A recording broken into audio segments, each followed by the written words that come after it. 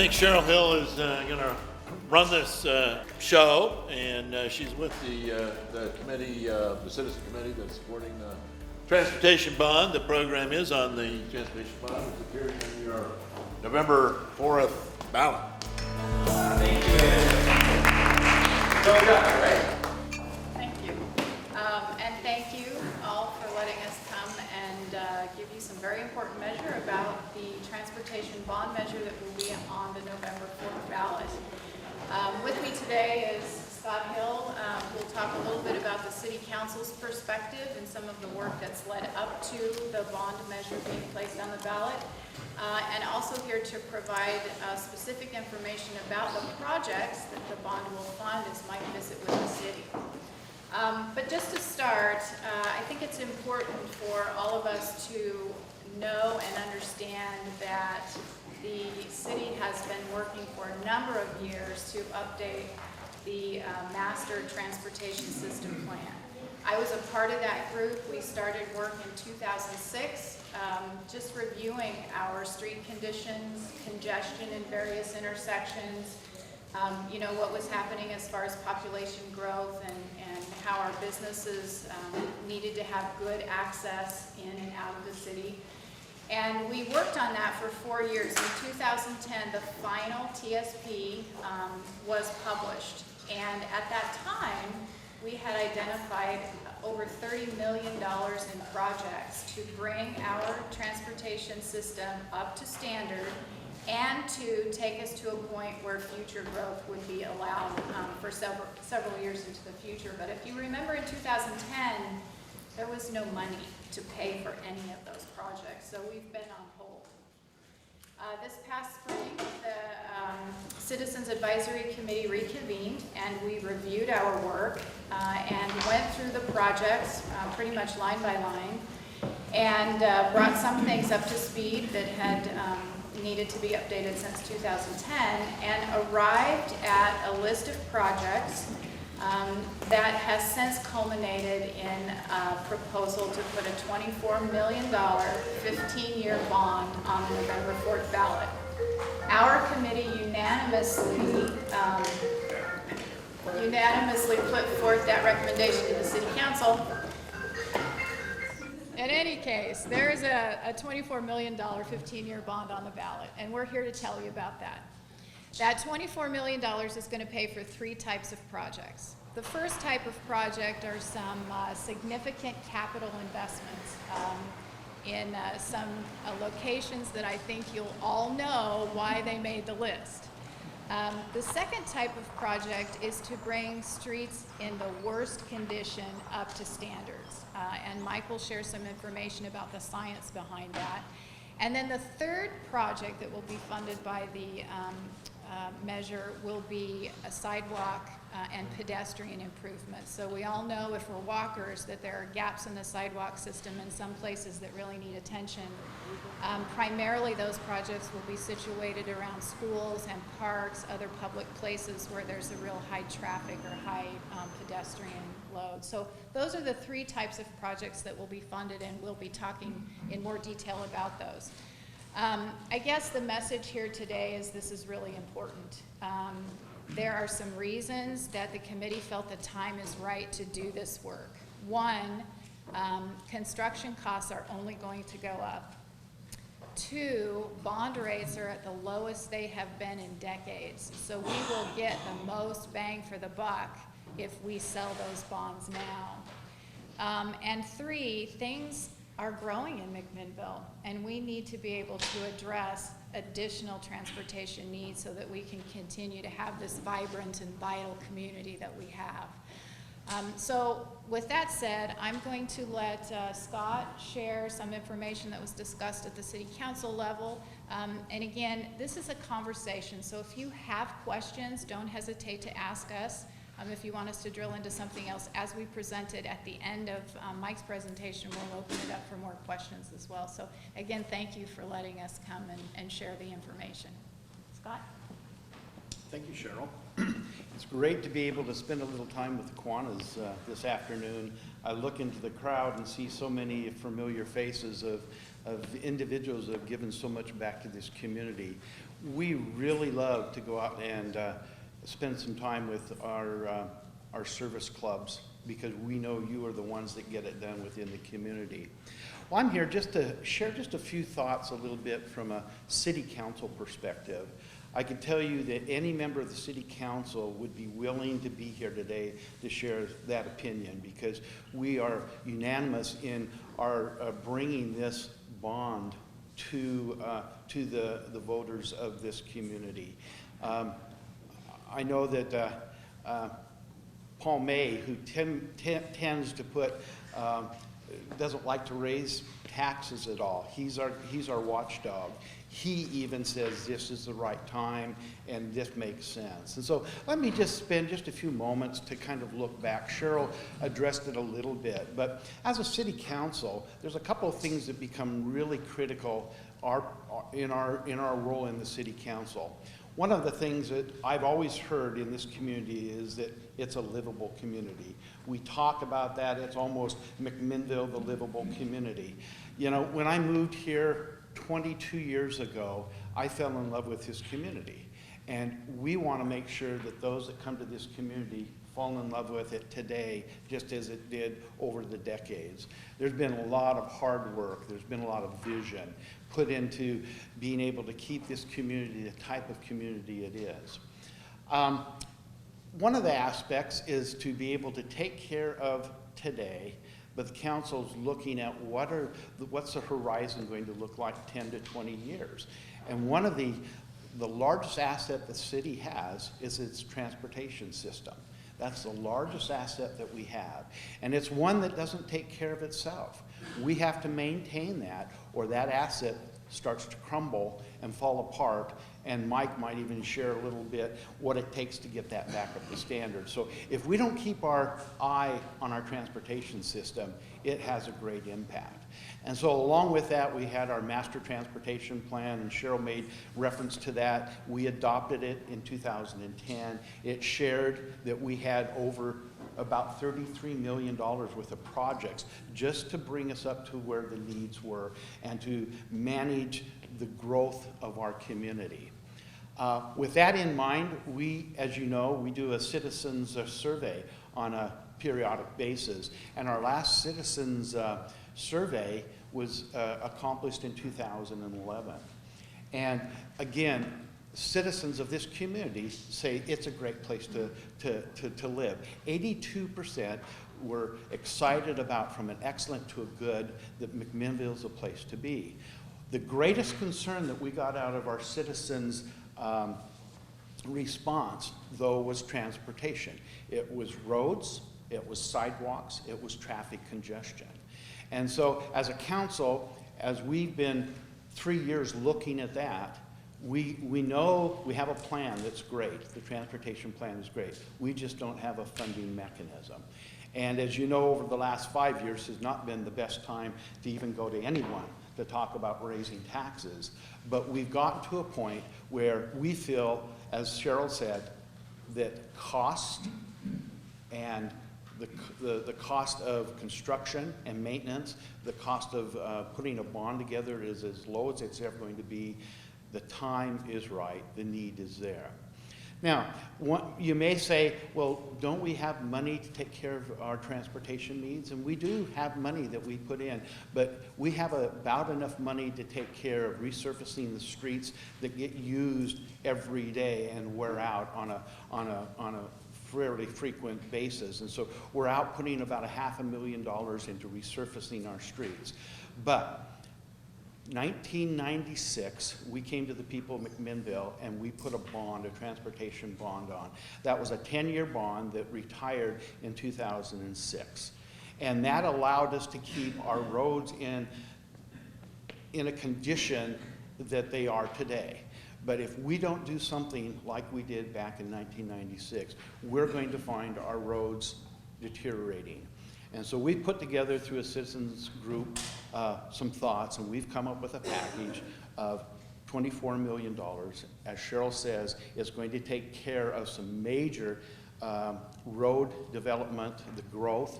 It's going to take care of the maintenance, and it's going to take care of the safety. And the safety of our kids, our bikers, and our cars are very important. So that's where we're coming. As a council, unanimously, we brought this bond to the people. We feel strong about it. And I'm so strong that I'm on the committee, and I just want to share my thoughts about the time is now, the need is now, and we just need to do all we can to keep this community and the transportation system the way it needs to. So with that, I'm going to turn some time over to Mike and get very specific into the projects and any questions that come from a city perspective. Again, as Sherl said, questions, ask us. We'd love to have an open dialogue. So Mike? Thank you, Scott, and I appreciate the time to be here today. My brief disclaimer as I get started is I'm not here to advocate for or against the bond. As a city employee, my role today is to share with you some information about the projects that are included. And so that's what my goal is. You have a couple handouts that are from the city at your table. I'm going to focus first on the trifold handout, which is the brochure that we put together that will go to all households in the city that shares information about the bond measure. It includes the sample ballot. It also includes some information on the city council's decision to place the bond. And I'm going to focus on the inside, which is a map that shows you where the projects are. And I'm going to walk down the list of projects that's included on the right side of that map and just work you through the projects. If you have questions as I go, please interrupt me. The first project that's listed on the map is improvements to 2nd Street, right outside here between the fire station and First Federal. Those that travel in that part of town know that we have quite a bit of traffic congestion that occurs along 2nd Street. People have a very difficult time making left turns either onto Adams or onto Baker. And so this project's intended to address that congestion and improve traffic flow along 2nd Street. It'll include an additional left turn lane between Adams and Baker to allow for more capacity. It'll include upgrades to the traffic signals. We're working with ODOT, who owns both those signals. They have some money programmed for the project to address upgrades to the traffic signals. It'll also include a right turn lane across the street between Cowles and Baker next to the coffee kiosk that will allow for movements northbound onto Baker and free up some gaps in the traffic that's going westbound. So. The second project on the list is sort of a companion project to address congestion downtown, and that's upgrades to the 5th Street corridor between Lafayette Avenue and Adams Street. So our transportation plan contemplates that one way that we can address congestion in downtown, particularly traffic that's wanting to move west to the western part of town, is to intercept some of the traffic that's on Lafayette Avenue and move it down the 5th Street corridor to Adams, and then along Adams to 2nd. And that'll relieve congestion along 1st, 2nd, and 3rd Street and help traffic flow along the entire corridor. So this project will include traffic signals at Lafayette Avenue and at Adams and Baker. We'll do a traffic study to see if a signal is warranted at 5th and Evans, where you have a 4-way stop now. We'll also upgrade the surface along that corridor. It's in pretty rough shape. You may have noticed we've done some patching recently to get us by, but we really need to do some reconstruction of the traveling surface. We'll also try to improve pedestrian safety along that corridor by adding curb extensions at major intersections. And curb extensions are the bulb outs at the corners, like you see on 3rd Street, that allow for safer pedestrian movement. It shortens the distance for crossing for pedestrians, and it also improves visibility for both pedestrians standing at the corner and for motorists that are traveling along to be able to see the pedestrians. So the first two projects, again, are intended to address the congestion that we're seeing downtown and to improve traffic flow in our core. The third project on the list is in the southwest part of town. It's along Old Sheridan Road from 99W to Cypress Street. Those of you that travel in that part of town know that it's pretty difficult anymore to get out at the traffic signal at 99 at Old Sheridan. We see traffic congestion backing up towards Cypress quite often, particularly when school's in session.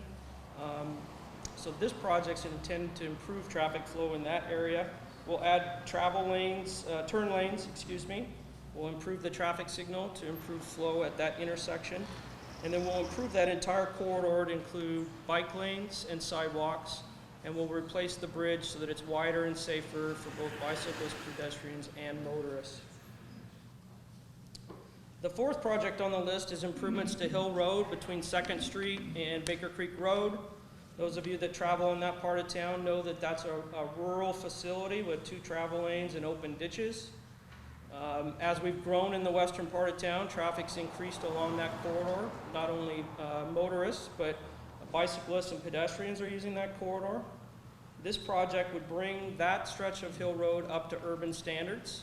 We'd have improved travel lanes, we'd have bike lanes, landscaping and sidewalks, and traffic control at major intersections. Our transportation plan contemplates that we'll either have traffic signals or roundabouts, perhaps, at 2nd Street, Wallace, and Baker Creek Road.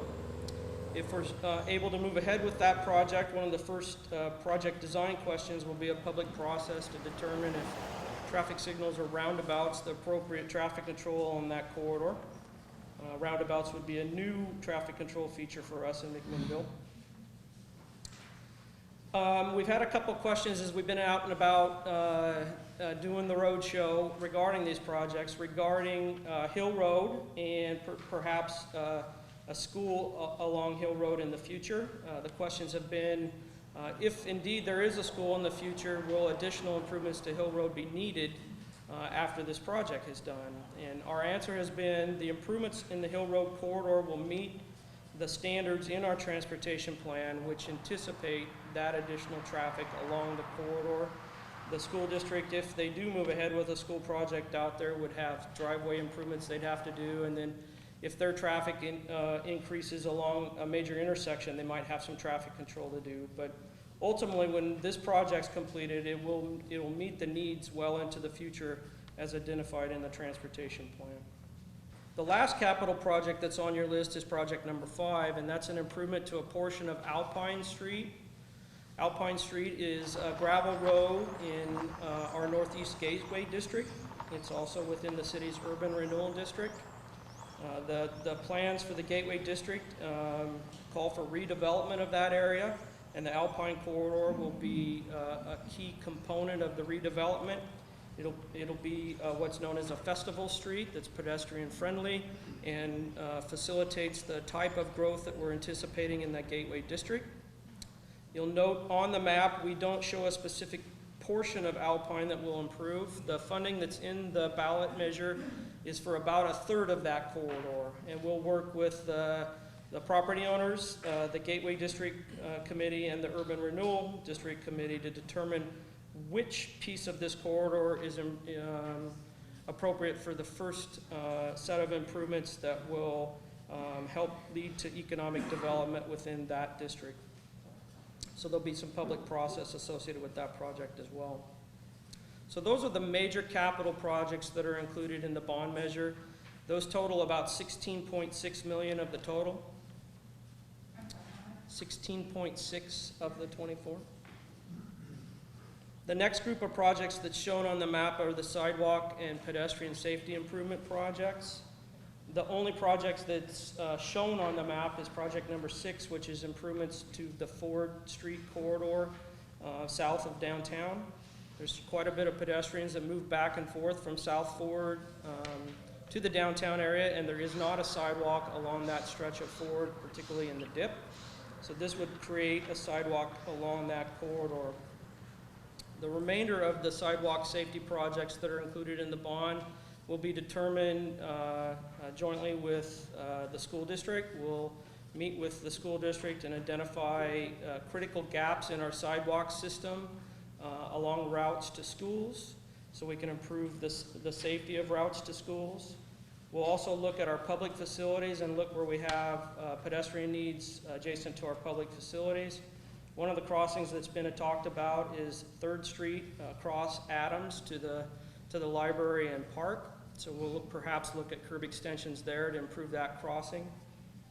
We'll also look to do improvements along 1st and 2nd Street downtown, where we have a lot of pedestrian congestion. And we'll look to do curb extensions at intersections to again improve those crossings for pedestrians and improve the visibility of pedestrians, both for those walking and for those driving. So the sidewalk and pedestrian component, safety component of the ballot measure is about 3.7 million of the total. The last group of projects that's on the map are the projects shown in gold, and those are the streets that are scheduled for resurfacing or repair and repaving. There are segments of 84 city streets totaling about 14 miles.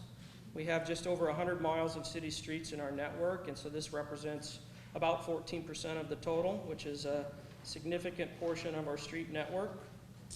The second handout you have at your table is an 8.5 by 11 two-sided sheet that's an alphabetical listing of the actual streets that are shown on the map and are scheduled for repair and repaving. As Scott mentioned, we typically are able to spend about $500,000 a year on our pavement preservation and repaving efforts. Those efforts are far less than the amount that would be necessary to keep our pavement network at its condition that it's in today. Pavement deteriorates over time with traffic loading and with age. We have a pavement rating program that the city uses that evaluates the condition of the pavement and tracks that over time. And so oftentimes at all times, our summer pavement preservation work is targeted at those streets that are the best use of those limited dollars, both from an efficiency standpoint and from a traffic standpoint. So this bond measure is an opportunity for the city to invest in the pavement network, particularly on some of those streets that are in the worst condition that we haven't been able to address, lower volume streets that perhaps don't rise to the level of being part of our annual program. And so it's really an opportunity to invest in that pavement network, as Scott mentioned, and create a boost in the quality of the pavement. The total for the paving projects in the bond measure is about $5.3 million. And those of you that are quick with math, note that the three totals I gave you add up to $25.6 million, and our bond measure is for $24 million. The city has about $1.6 million of system development charges, transportation system development charges in the bank, and we will be able to use those funds on the Hill Street corridor and the Old Sheridan Road corridor, which are eligible projects for the use of system development charges. So we're able to leverage some of the existing funding that we have and do a bit more work. So that's my piece of the spiel. Were there questions, specific questions on projects? Linda? So there's signs now on on 2nd Street about sewer replacement projects that are going on right now. Is that correct? Yeah, so those are general informational signs. We're actually doing cleaning of both the sanitary and the storm sewer, and that requires our equipment to be out on the road and cause some lane closures.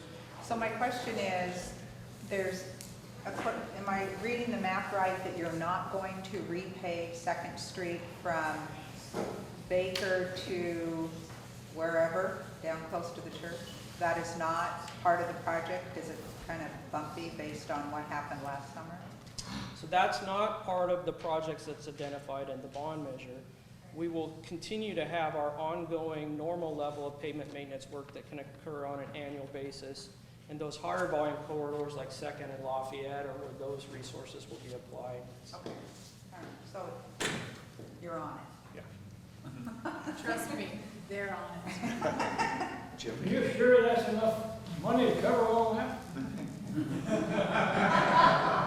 So, Sherl mentioned one of the first things that we did this spring when the committee was re-engaged was we revisited the estimates that were in the transportation plan. And so we do have current estimates and scopes of work for these projects. So quite confident that the money matches the project list.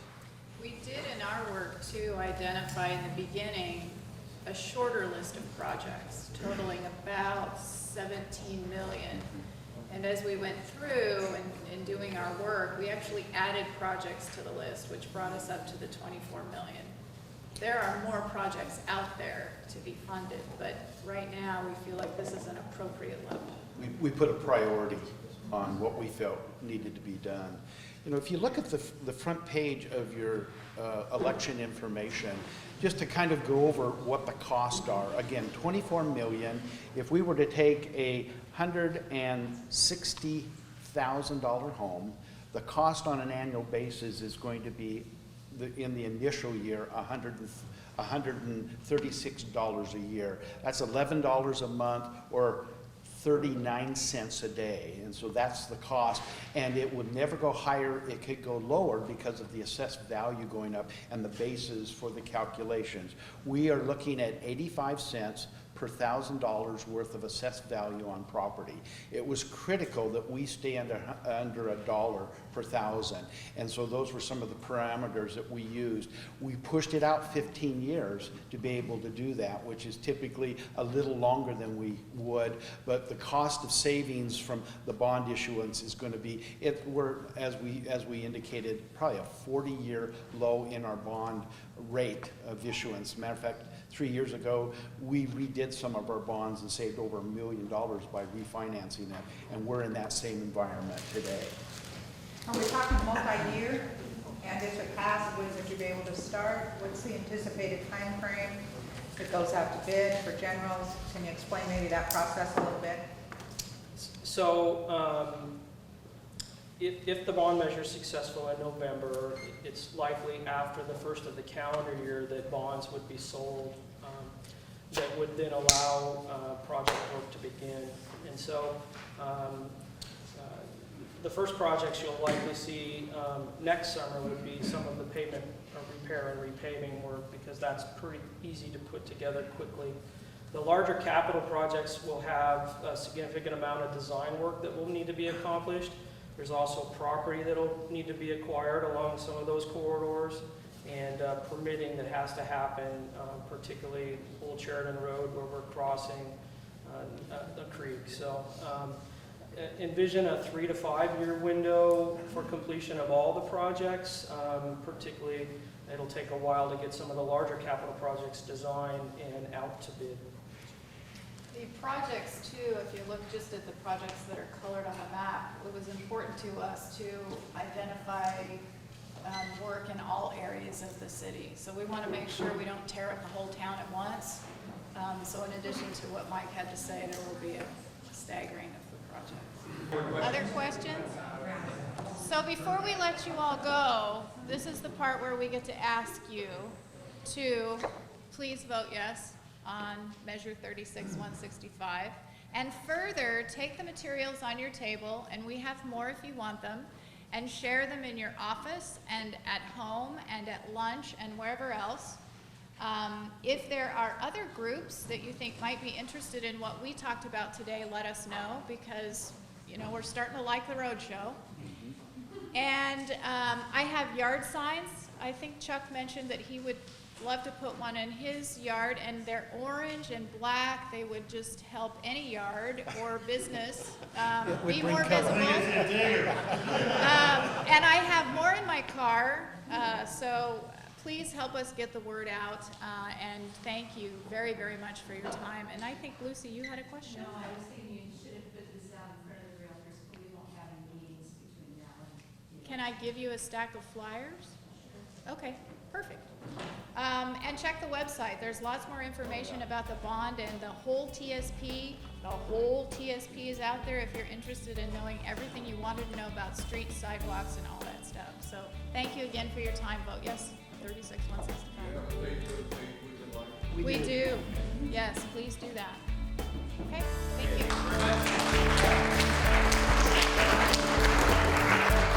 you.